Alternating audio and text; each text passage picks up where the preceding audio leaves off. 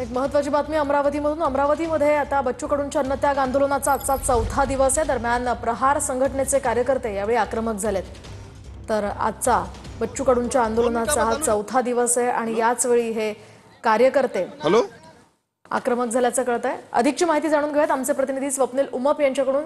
स्वप्नील, काय सांगाल? कार्यकर्ते सध्या आक्रमक झाल्याचं पाहायला मिळत आहे।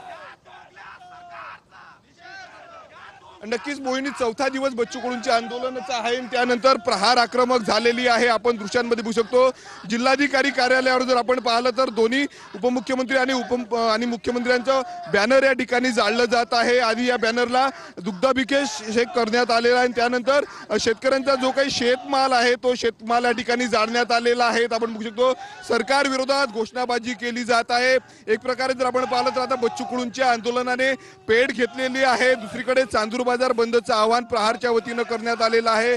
काल जलसमाधी आंदोलन झालेलं आहे। आता दुसरीकडे या ठिकाणी टायर जाडण्यात आलेले आहे। मुख्य रस्ता आहे जिल्हाधिकारी कार्यालय परिसरामध्ये। मी आहे, प्रहारचे आंदोलक आपल्या सोबत आहे।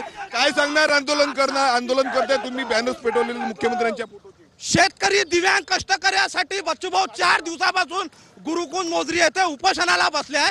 या निर्लज्ज दगाबाज सरकार यांना या शेतकऱ्याचं काही पडलेलं नाही आहे, या दिव्यांगाचं काही पडलेलं नाही आहे, या कामगाराचं, कष्टकऱ्यांचं, या निराधारांचं काही पडलेलं नाही। 6-6 महिन्यात दिव्यांगाला पगार नाही। शेतकऱ्याचा अजून वर्ष झालं या सरकारला सातबारा कोरा झाला नाही। यांचे पगार 1 दिवस लेट होत नाही, कलेक्टरचा पगार लेट होत नाही, खासदार आमदार मंत्र्याचे पगार लेट होत नाही। 6-6 महिने इच्छा दिव्यांगाला, निराधाराला पगार नाही। हे सरकार एकूणच आक्रमक प्रतिक्रिया या सगळ्या आंदोलकांच्या पाहायला मिळतात। या आंदोलनाचे अपडेट्स वेळोवेळी तुमच्याकडनं घेत राहणार आहोत। तुर्तास धन्यवाद दिलेल्या या माहितीसाठी।